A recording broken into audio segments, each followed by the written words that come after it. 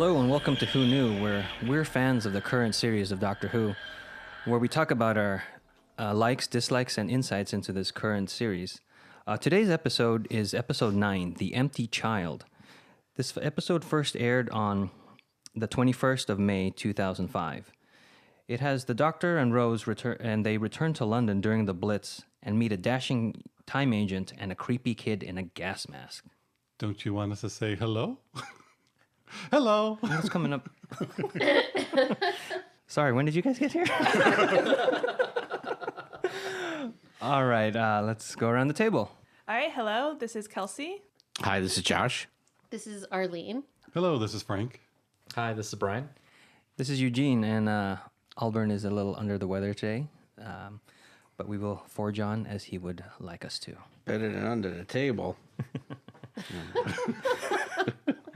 So The Empty Child is written by Stephen Moffat, directed by James Hawes. Anything? No? Who is this Moffat that you speak of?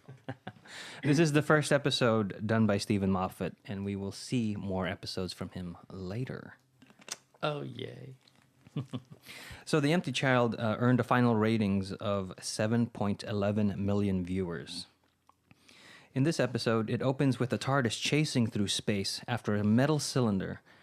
We know nothing more than that it has been flagged by a Mauve emergency, the universal color for danger. The TARDIS locks onto the tube as it bounces through time, arriving in London about a month after the mysterious cylinder. Thank you so much for pronouncing it mauve, Yes. because the British pronounce it mauve, Mauve. and I don't know where you get an O out of an AU. I'm like, we're Americans. We speak American. Where did that color originate, though? By God. Is it a It's synthetic mauve color? in nature. Is it synthetic? Is it? I think it might be a synthetic color. It's not on the rainbow. Yeah, I don't It's know. still mauve. I agree. But I do like how Rose points out, what happened to red? Yeah. No, that's camp. Yeah. Oh, all the confusion, all the dancing. Well, that's the first reference to dancing. Let's go in that. The red Yeah. alerts. Yes. Yeah. A lot of references to dancing. In this episode, yeah, or next. Anyway. The Doctor thinks the object would have been seen as it came down and possibly mistaken for a meteorite. Rose hears a child calling for his mommy and leaves the Doctor to investigate. The Doctor goes into a nightclub to ask the locals if anyone saw something fall from the sky, and in response, he gets nervous laughter. The Doctor is confused by the laughter, which is cut off by an air raid siren. He then sees a poster and realizes they landed during World War II.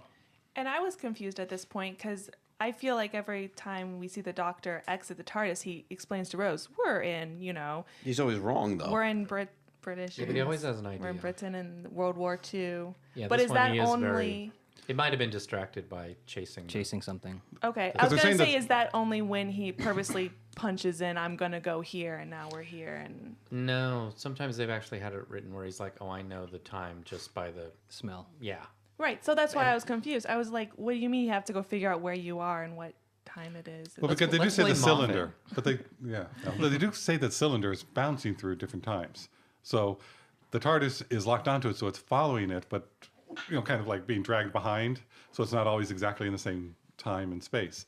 So it is just following, and it could have been recently, 2015, and then it just jumped back. And so, okay, we were here, we followed it, we're close to it within a couple of weeks, maybe a month. Where we are, I don't know. I know it was heading for London. It's still the same place that it's heading for. So I think it's just because it's been jumping around so much, we just don't know at this point why he didn't check. Because I'm sure the TARDIS tells you where it is, but Then it would spoil that joke. yeah, it was just part of the setup as well. Yeah. And But I then, love the. Go ahead. Go ahead, you first. I just love the banter that the Doctor and Rose have had in these last two scenes. I thought it was just well written, a lot of fun.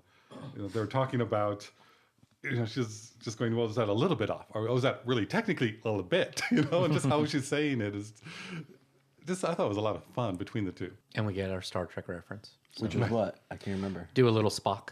Oh, yes. Scan yes. for alien technology, and he doesn't want to. He wants to investigate. The run. And come on, can't you do a little Spock? Oh, she says in the beginning, I didn't catch Yeah. that. Yeah. I didn't catch that. But that's so the Doctor. It's like, no, we're here. This is the fun part, is to actually investigate, figure talk it to the out. people, interact. Yeah. It's like, this thing's huge. It would have fallen down. People would have seen it. We can just talk. We don't have to go through the tech. Mm-hmm. It's so cold for him.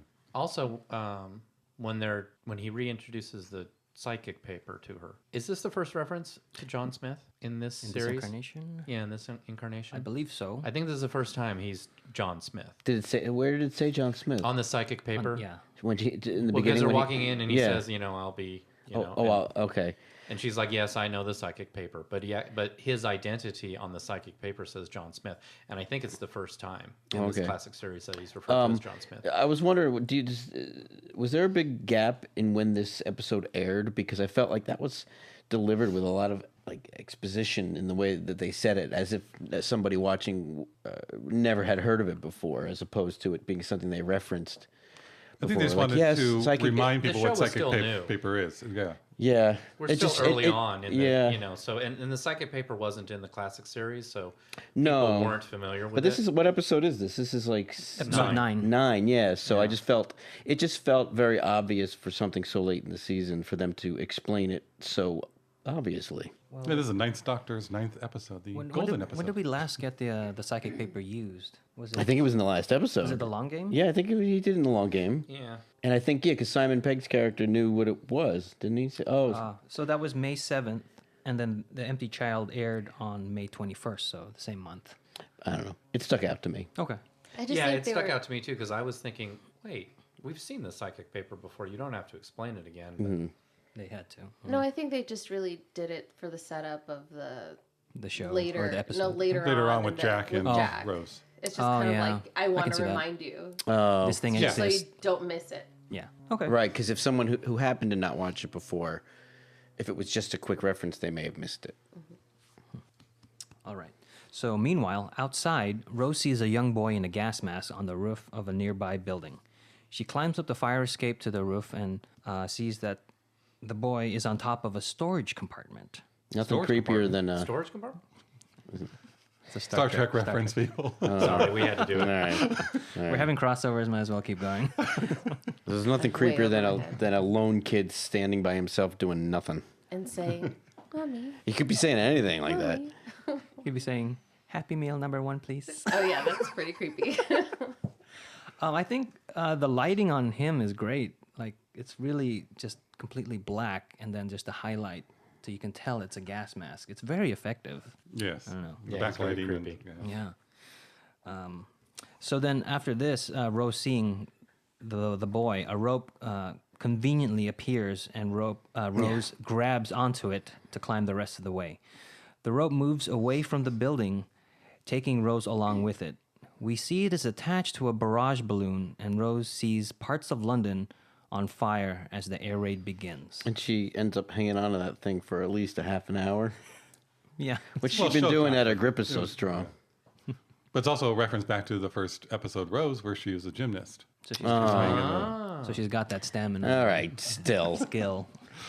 I could believe time travel and a gas mask baby before I can believe someone hanging onto a rope for a half an hour.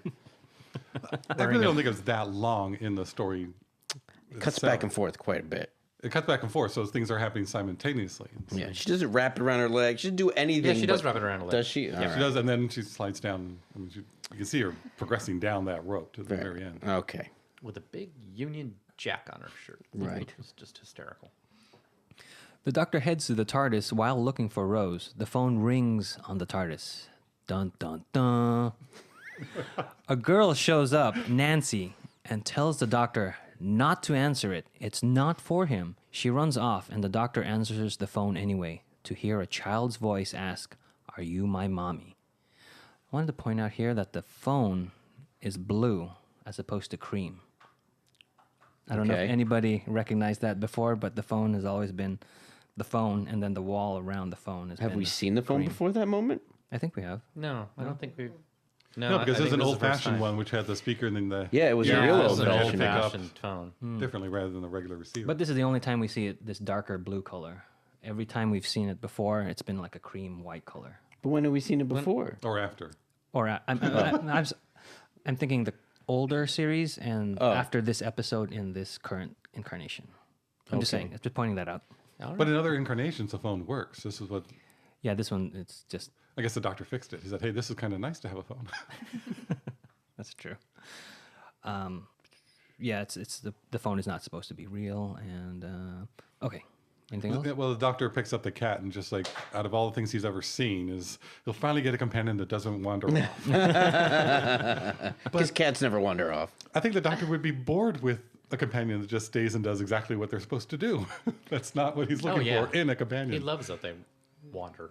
Except for in this scene, because he says that's rule number 1, never wander off. No, That's rule all. number 1 is Doctor lies. So he's lying. Well, he also says, of all the things that I've seen, this is the only thing that still surprises me or something. Yeah. It's like people wandering off. Yeah. I think that's funny. It's very funny. So back to, I guess, Nancy. Many houses are left during the air raid. They're left empty as their occupants take cover in bomb shelters. The doctor finds Nancy in one of these houses feeding a group of homeless children. He asks Nancy about the phone call and then asks the other children if they have seen Rose. He also asks if they have seen the cylinder, but before anyone can answer, there is a knock on the window. A little boy in a gas mask asking for his mommy. Terrified, Nancy tells the doctor that that is not a child and orders the other kids to run out the back. She tells the doctor not to let him touch you or he'll make you like him. When the doctor asks her, what does that mean? She replies, he's empty. The child moves to the front door and the foyer phone rings. Nancy says it's him. He can make phones ring. She leaves the doctor alone. The child reaches through the mail slot, showing a scar on the back of his right hand. The doctor tells him that his mommy is not here. The child asks to be let in because he is scared of the bombs. The doctor agrees, but by the time he unlocks the door, the child has vanished. I Like a don't really ninja. get why. What is it? Like a ninja. Yes. Just like Nancy. I didn't get why he would be gone if he's trying to get in, besides it being scary. Because he wants his mommy. His mommy's not there. He just, Oh. I'll let you in. Well, yeah. Okay. My mom. I think that's what it is. It just seemed the quest is what he's Yeah. trying to find, and it's No, that makes sense.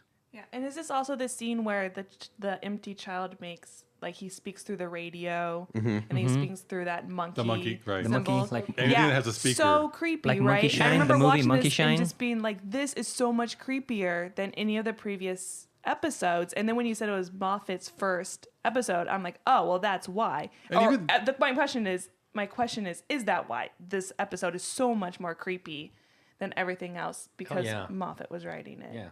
So creepy. even the camera angles are just slightly there's- off, yeah. which is great. It just the old time chills. Yeah, like the Dutch angles at the door.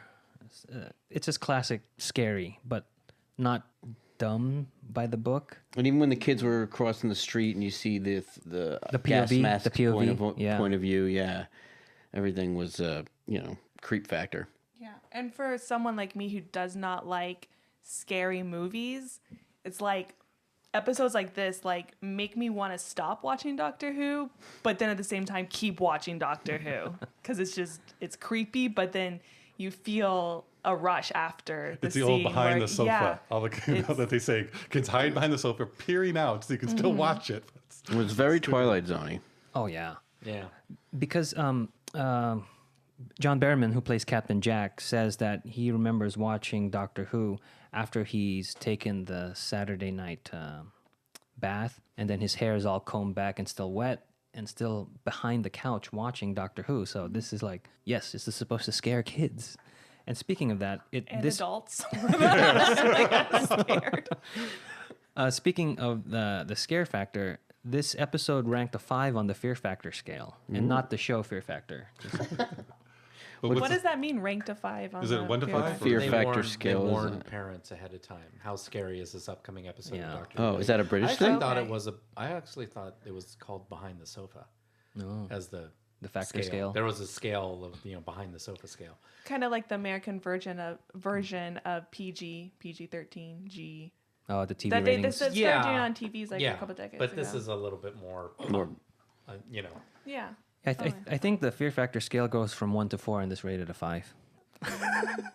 I'm just kidding. I don't even know. now Nancy's carving the food that's at the table. Yes. And they're all saying, all the other kids are saying, there's no reason anyone should have this much food. It's got to be black market food. Which I thought that was interesting to bring it up then because it's coming up later on. Yeah, because we see it's just a mom and a dad and a kid that live in this house. That's a that's lot of right. food. That comes back in the second episode, though, doesn't it? I think so. The mom and the dad Later in look this well episode. fed, though. They do look look like they're well used to fed. eating that amount of food No, every day. But they also start touching on what the kids have gone through, that they have been going to the country, but they've all come back because Some of them. They're- the ones that are there, yes. I Some of found them that come back interesting. because of all the abuse that they would have. There was a man there. Yeah. You know, it wasn't That just was that one, but it such a- was, yeah. That was It was creepy then too. the other kid So also happened. Scary. And just how 'cause horrible normally- this weather was. You know, for us, it's like you think about when during World War II, when they sent the kids away, it's, Chronicles of Narnia. Right. And Right. Lion, the Witch, and the It was wonderful. It was an adventure. And I like that this was kind of a little bit more realistic. more real. Yeah, exactly. And I feel like they really get to a point where they're making you sympathize with all these children, because even when the empty child sticks his hand through and he says, "I'm scared," you're like, "Oh, it's a tiny little hand and it's cut Poor and he's little kid. scared." Yeah, you see that he has Like, a wound. you're like- He you're wants like, a yeah. "Oh." It just like broke my heart. I'm like, "You're a scary little thing, but that's so sad." I think that it's great that Moffat is able to blend scary and like empathy toward this Yeah. like It's not just a Dalek. yeah, it's Right. it's like an image, but it's not a person yet. You know, it's really effective. Yeah. But he also Emotional adds in- manipulator is what he is. But he also adds in comedy about the whole West End musical, Oliver with Nancy right, and yeah, all that. That's Yeah. right. Yeah. And I love Oh, Nancy, that's right. I love that Nancy manners at all times. Mm-hmm. We're in the middle of an air raid, but that And stealing doesn't mean- food, and we're Well, Yes, Yeah. you're stealing room, Yeah. breaking Yeah. into a house, you're stealing food. Still, Manners. manners. But, Still but, carving, but she sit also down. was just like, Very British. we're just taking the food, but we're actually going to clean up when we're done. and they're also taking one portion or one Yeah, slice. one slice, yeah. Not So- more than you need. Yeah, I love that about Nancy. And I also wanted to point out here that when the empty child is knocking at the door, the doctor is the one to like talk to it rather than that thing's scary, run away from it. Where Rose is normally the one talking to whatever new yeah. thing is Right. introduced in this episode. Oh yeah, if Rose had been there, she would have run up to it and gotten changed immediately. Yeah. End of episode. She went chasing after it to begin with. Yeah, she almost did. Right. It's Yeah, true. that's true. Yeah. But that's also convenient, so she doesn't get touched by it I guess she never saw The Shining. or monkey shine. Did you already talk about the introduction of Jack? Not yet, because it's coming up. So the introduction of Jack. Dun dun dun. That's played by John Barrowman is here. Rose is seen literally dangling at the end of her rope from a barrage balloon by an RAF soldier, Captain Jack Harkness, American volunteer. American volunteer. Some of us may know this from Pearl Harbor, and Ben Affleck played an RAF volunteer. So if you don't know what No, I we would not have got known Pearl that one. Harbor memorized. So if you don't know what an American is doing in the Royal Air Force, that's why. As he When fa- America wasn't even at war yet, That's right. That's why they had to be volunteered. they had to volunteer. As she falls, he deploys a tractor beam and catches her in mid-fall. He brings her into his spaceship, which is floating outside Big Ben. Rose's hands are injured from rope burns, and Jack uses the nanogenes in the ship to quickly heal her hands. It turns out that Captain Jack is a former time agent and assumes Rose is also a time agent because of her clothes and technology. He says he has something the agency would be interested in buying and asks if she has the authority to negotiate payment. She plays along and says she needs to talk to her companion. Okay, one thing about this. Yes. I mean, I love the introduction of Jack. I love Jack. Jack is a great character.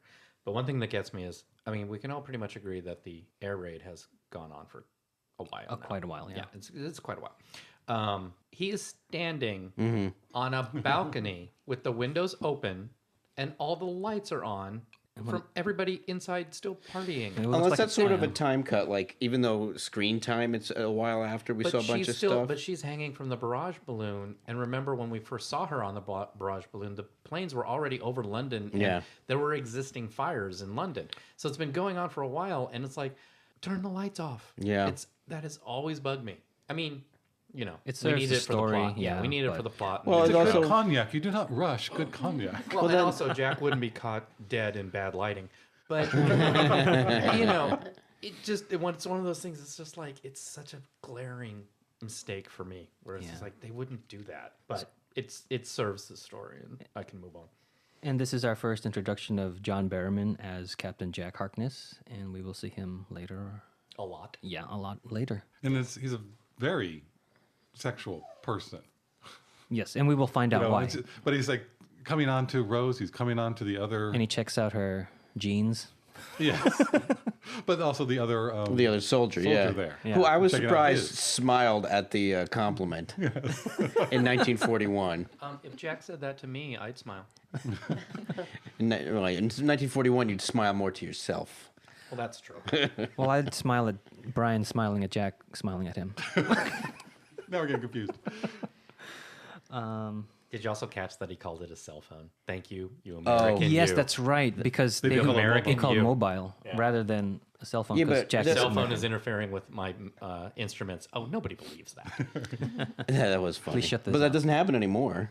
We don't know that. Well, you still turn it off at the beginning of the flight, at the end of the flight. That's true. Well, let's face it, we just don't want you yapping in our ear for 5 hours. Right, but, right.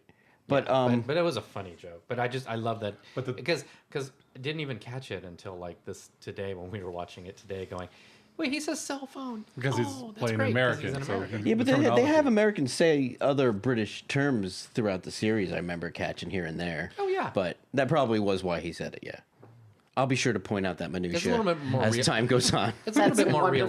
realistic. What's that? It's a little bit more realistic. absolutely. Yeah. And I love her hello twice. Oh, yeah. The doctor then tracks down Nancy and tells her that he knows she's running from something that began about a month ago.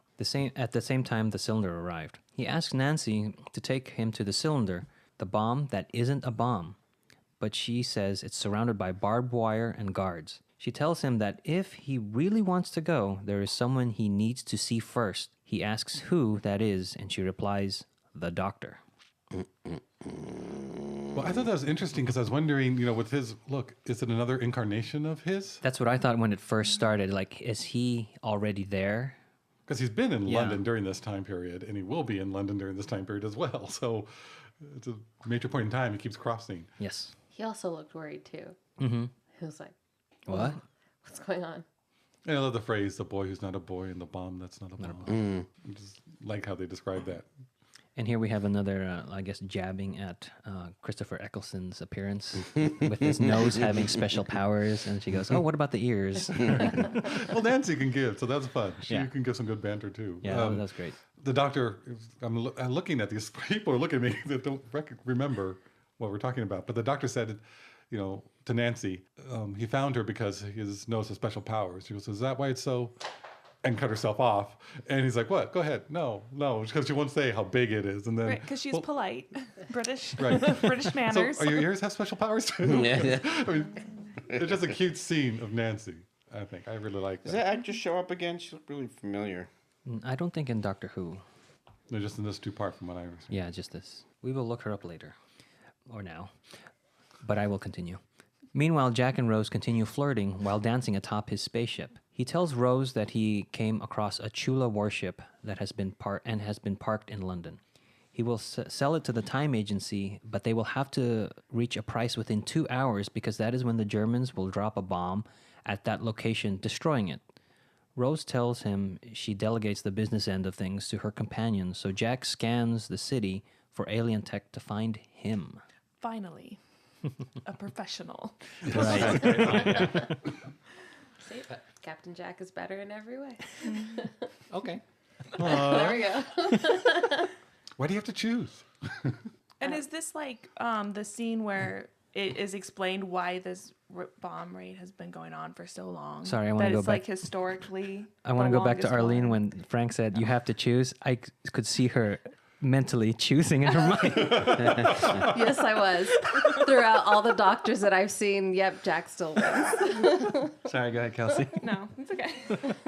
No, just that Because you had asked earlier, like, why, or someone had asked, like, why is this going on for so long? yeah, I And- don't think it was that long, but it was known. This is a point in history. Oh, But they it was don't- an extra long one? No. No, they said it was that Blitz, and they knew the bombs would be coming and what would be hit. Yeah, they went on for hours. And they came in waves. It was terrible. It was horrible. What did we say? 8 months? Yes. Yeah. The London Blitz was relentless. Well, that's probably why Mr. Lloyd was so angry that he had to go into a shelter and not finish his food. Yeah. Again. He didn't know how long it would be. Well, and it's every single night. You know? Yeah. So, also, I just want to say that, also referring back to my earlier comment, turning on Big Ben in the middle of an air raid is a really bad And idea. decloaking your spaceship Yeah. Yeah. and standing on top of it. Drinking, dancing. But But it's it's a very, great visual. Yes. yeah. Yeah, it wasn't awesome. Well, the way I Although sort of don't took that think is that everything comes second to sexual advances with Jack. Right. So But even, also, no even one's going to safety. be outside looking at it. Well, anyway. how about the Everyone's in planes that are bomb shelter. bombing? but the German pilots will. And also, there are military people Right. on top of the buildings, looking at the bombers. So they'd be like, Big Ben just turned on. Yeah, right next to the spaceship. Yeah, and there's there's something else. People That had wonderful dancing. lighting Yes, right on it. exactly. Yes. Would they have called that a Foo Fighter at this point in time? Take it back. I also don't think the clock worked. That's real. Foo Fighters. The do you clock mean? said 9:30. Oh, The yeah. entire scene. Oh, really? Yeah. Well, that's Right. because of editing. Wow. Or was it that Just saying. not Or that running? it was off. Oh no, the clock ran. They just didn't. You didn't get the chimes. Yeah. The Or maybe chimes. they just didn't get. Who knows? Thanks, Jack. So Nancy leads the doctor to the cylinder, which is next to the Albion Hospital, which is our second appearance of this hospital. Yes. Oh, when was the Oh, first? when was the first one? In, This is where the pig pilot was taken in Aliens of London to be examined. Oh, and then killed. Oh, poor pig. Yeah. Yeah. He was just scared. And also the crane shot that establishes the Albion Hospital is a really good and effective crane shot, and they probably use the same crane from the long game in this one. The doctor. But this is also where the doctor gives his "Up with Britain" speech. Oh yes, that's a great speech. I love that speech. It's just so cool. Where he's just like, The war- Hitler's running war over machine. Europe, and one tiny little damp, Island. wet island says no. It's like, yay, Saint Crispian. It's got to be in a contract where they have to include that type of speech in every Doctor Who. I look at it as like, there's Britain again patting themselves on the back. Like, oh, yes, good on us. Here, here. But I like them, but still, it's always like, oh, come on, guys. You're not. Okay. All right. Well, Or But it it's, was it's where like, it stopped. It but I was where can't their say advantage- anything because America, we're number one. I was going to say, Yeah. So- Of all the number of times. USA, USA. No. The contrast, Britain to U.S. Just The 4th of July will no longer be America's Independence Day. We'll give it to everybody. Okay. So the doctor wants to get to the cylinder, but Nancy insists he must go to the hospital and see the doctor first. Because once he does, he may not want to go back to the cylinder or go to the cylinder for the first time. The doctor asks who she lost. She tells him her little brother Jamie, the night the cylinder came down. This is Yes. a good scene between the two. Oh, yeah. I'll save that for later. The doctor goes in. Yes, go ahead. Well, it was the whole thing about he could see that she lost somebody by the way she said something or another, and Yeah. Yeah. The way that's what she's he watching did. out for all the other kids. The way she's watching out for all the other kids, which is what he does because he lost everybody. Right. We'll see more of that coming up. The doctor goes into the hospital where he finds hundreds of people in gas masks laying dead in the beds. He meets Dr. Constantine and tells him Nancy sent him. Dr. Constantine tells the doctor to examine the bodies. They all have the same identical injuries, but most notably, a gas mask fused to their face and a scar on the back of their hand. Dr. Constantine tells him that when the cylinder dropped, there was only one victim. By the next day, all the doctors and nurses who treated him and touched him had the same injuries. Within a week, the entire hospital was the same. He then reveals that they are not dead, even though they have no heartbeat or other signs of life. He is having a difficult time saying this to the doctor. And he says that he needs to go to the top floor, room 802, where they first took the first victim, Jamie, Nancy's little brother. He begins to transform in front of the doctor. He asks the doctor, "Are you my mommy?" as his face mutates and becomes a gas mask. Talk about creepy. That is the yeah. creepiest scene. It And was so good. That actor, Dr. Constantine, He just gave it is gravitas. just great. it was just The perfect. mouth part was the one that just really got Oh, me. His eyes turn into the Eyeballs. lenses. Oh. But you didn't mention in there that when he says that they're dead, I mean, they're not dead. He made a noise and woke them all up, so they all sat up, which was creepy in and of itself as well. Oh yeah. Instead of just saying they were dead. I mean, not dead. Yeah. And the I know what you meant. Dr. Constantine says a virus that what was the Physical line? injuries as Yeah. a plague. Physical injuries as a plague. Brilliant. I Yeah, love that that's a line. good line. And he really connected with the doctor because they both had been a parent and a grandparent and a doctor, and now they're only a doctor. And that's like foreshadowing or not And that's, foreshadowing. Yeah. just It's subtext. a reference that they're the same. And the doctor goes, I understand, because he Oh, I never got just, that. with the Yeah. whole time war that had happened. Well, just alone. and Susan, Yes. Yeah, Susan. specifically. He says Wow. He traveled with Susan's granddaughter in the early. the first The episode. first doctor was with his granddaughter, Susan. He said Dr. Constantine says, before I was a father and a grandfather, now I'm neither. And the doctor replies, I know the feeling. And also, How did I miss that? and I also, have no clue. How did you miss that? Wow. It was great. It was such a. I mean, it doesn't pan like we would nowadays on a big close up.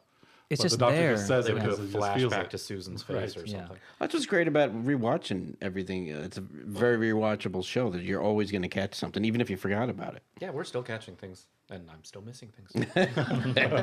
You'll catch it next time. And also, the title of this episode, The Empty Child, is a reference to the first episode, An Unearthly Child. So there's another reference there.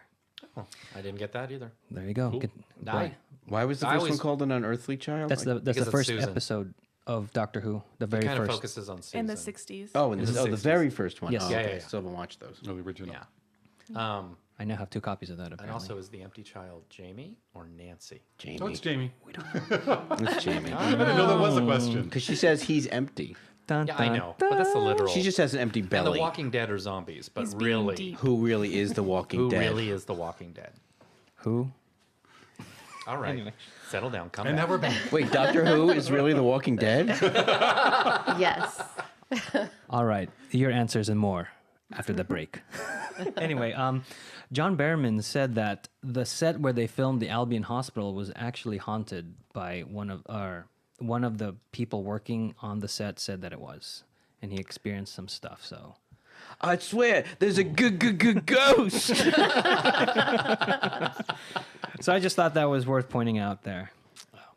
As we all know, ghosts are twice as scary as just a ghost. I think 3 times. Right. But in the end, it just turns out to be meddling children. Or pesky.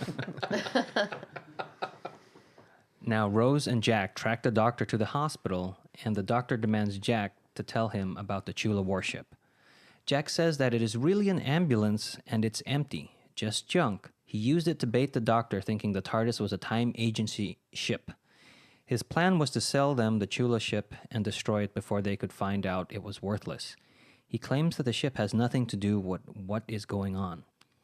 Nancy goes back to the empty house to gather more food for the homeless children, but Jamie is there as well. Nancy tries to run, but Jamie stops her.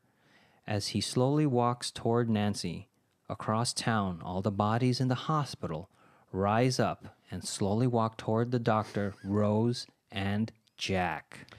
Dun, dun, Dun! To be continued when the doctor dances. Back to that scene that we just At the intro, Recap. Jack. Where they all meet up. with Nancy going back to the house and getting more food. Yeah. Originally, Moffat had written that to be the bedroom, but it wasn't ready construction-wise, and then so it ended up being the dinner table again. And I think that's much more effective. Yeah, why would yeah, you? well, Yeah, you why would wouldn't you go need for another- food in the bedroom? No, I think she'd go for food, and then they'd be kind of chased her into the bedroom as well. Yeah. It sounded like. Nah. So I'm just saying that Yeah, it, But I don't like need it. where it is. that practicality worked out. Yeah, you don't miss it. I did think there were some odd shots in there, like when the apple falls out of her pocket or something. It wasn't very clear.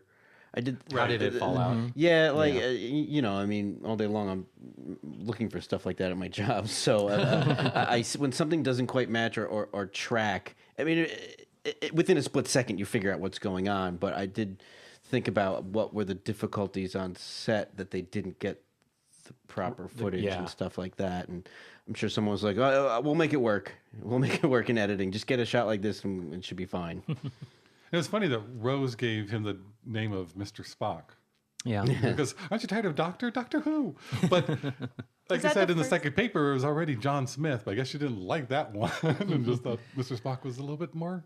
Yeah, I was gonna just that scene. I gained the feeling is Rose becoming annoyed with the doctor, like because she bugs him at the beginning about like just scan for alien tech, and Right. now she's like, what kind of name is the doctor? Doctor Who? Is that the first time she said that as well? Okay, I think she said it. I think Jackie has said it though. okay. But I think yes, that Rose is just Jackie said getting it. more comfortable, so she can Yeah, tease she's him. getting- I don't think she's upset with him. I think she's teasing him and knows. No, but she's also It's becoming saying more she's having familiar. fun, but at the same time, she's also standing next to Jack Harkness. That's the thing. I feel Yeah, I like think her she's- whole thing is like she's over it. Like, yeah, I kind of had a thing for the doctor, but wow, this guy is way better. So Yeah, 'cause let's it's see if like, I yeah. can But get I think a she still chance likes at the this one. doctor, but she's Well, trying she to play him does. up also. Oh yeah, You know, so it's like he's well, name. Get When a does name. she say the line? He's just like the doctor, except Professional. oh, it's next episode. Never mind. Yeah. Speaking of the next episode, The Empty Child, along with its conclusion, The Doctor Dances, won the 2006 Hugo Award for Best Dramatic Presentation Short Form. Good. And here going back to the actual episode, the doctor is saying that the human DNA is being rewritten. Yes. So that's a major point, I think. Plot point. When did he say that? When he's When he's examining with the sonic. No, He's examining he's back patients? with. We were talking Dr. about the Tula Constantine. warship with Jack and what's going on, and they're saying it's being rewritten by an idiot because somebody's somehow being something rewritten by is an idiot. I do remember. rewriting right. the human DNA to keep the gas mask and all this.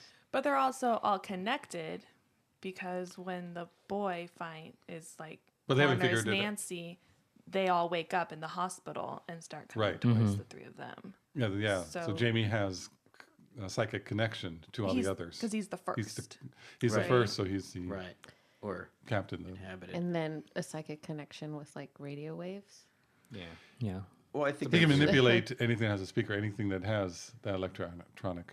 Yeah. Because It's- that might be along with the explained in second physical episode, I deformity, can't there's remember. the symptom of I add creepiness.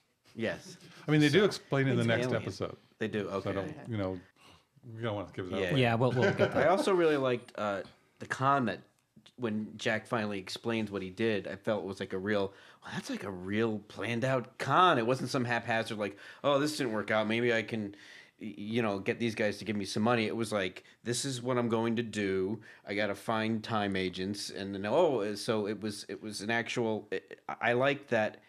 It was a good It wa- sting. that that he wasn't an ex-time agent that happened upon some questionable circumstance. Right. He's a con man. He's a used to this. smuggler. Yeah. He's he's And the whole Well, episode well- was his plan. the whole episode was his plan. The only thing that wasn't in the plan was finding the girl, and that derailed his. Or landing near Jamie. Oh, actually, no, it didn't landing near because Jamie. he thought Jamie. he He was was the looking time for agent, her. yeah. Right. He was Yeah. looking for her because he thought she was the time agent. No, But- we're discovering more as I talk about it. And also that he set up this big sting, but even in the middle of the Blitz and World War II, he didn't create a plan that killed anybody. Right. He wasn't like a con man who didn't, No, It no. wasn't like the Slovene. No, he was kind of It's like the I'm con man. setting that- up this big thing and it's going to destroy the world and we don't care. He is like, the bomb landed where it wouldn't kill anybody, and then as of now, this date, it would get bombed itself and go away. Right. You know? Thinking like I didn't do anything wrong. He just He didn't didn't- do all yeah. his homework. It's kind of like a white collar crime, but not.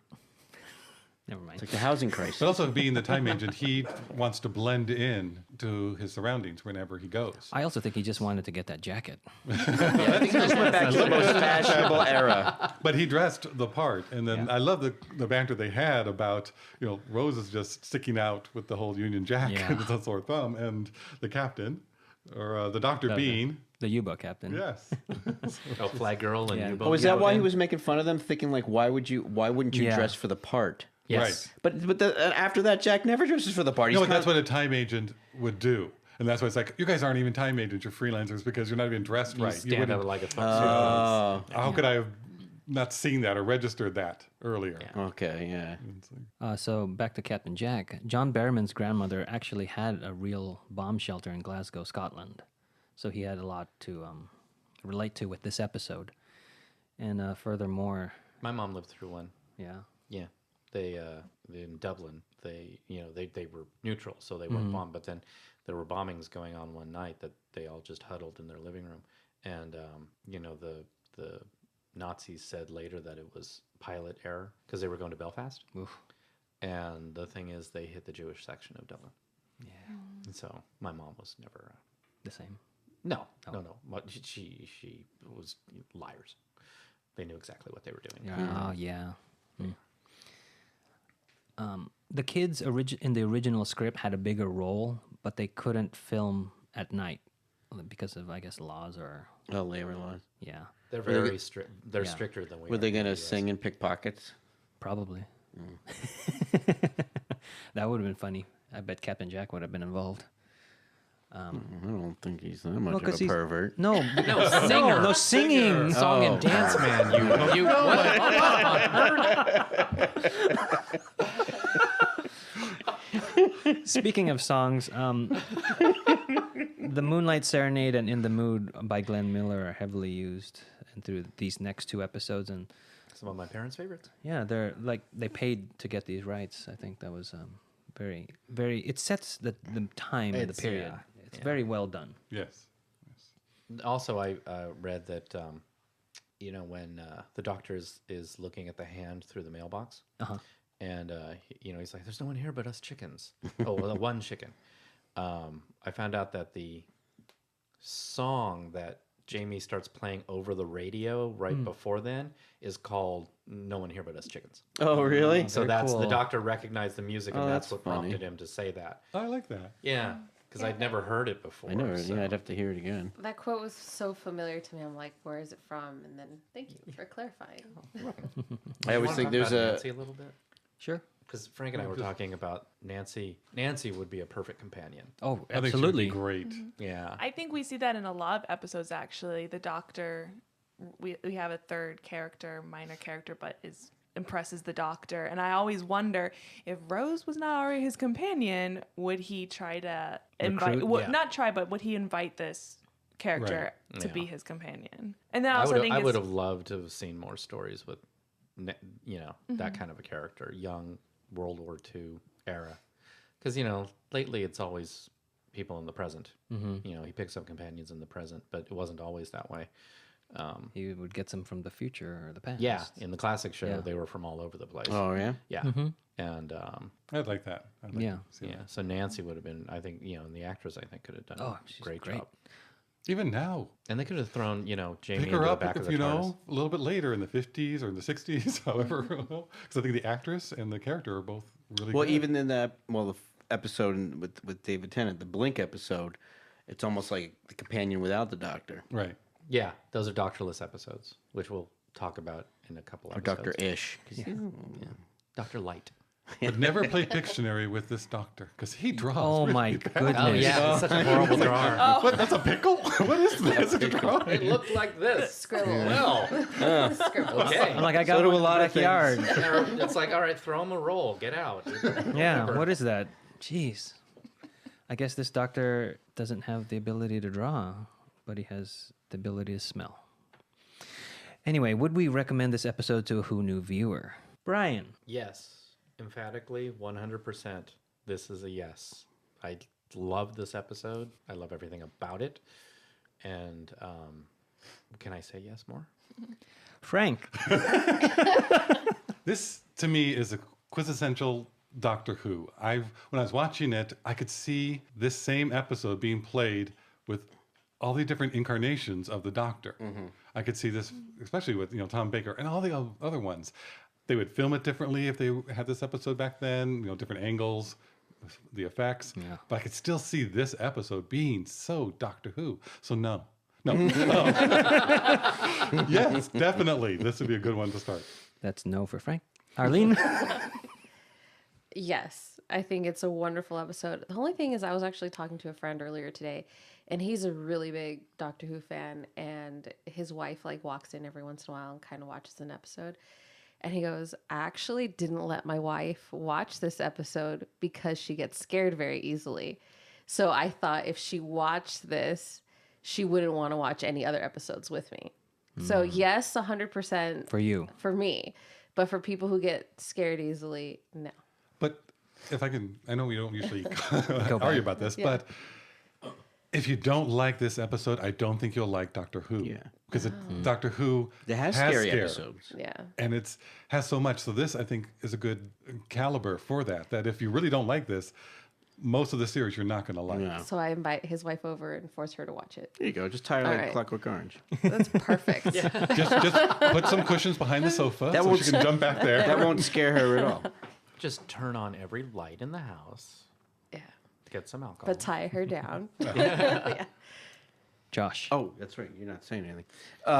Yeah, absolutely. But since it's a two-parter, that's a tricky one because I think this has to be included with the second one.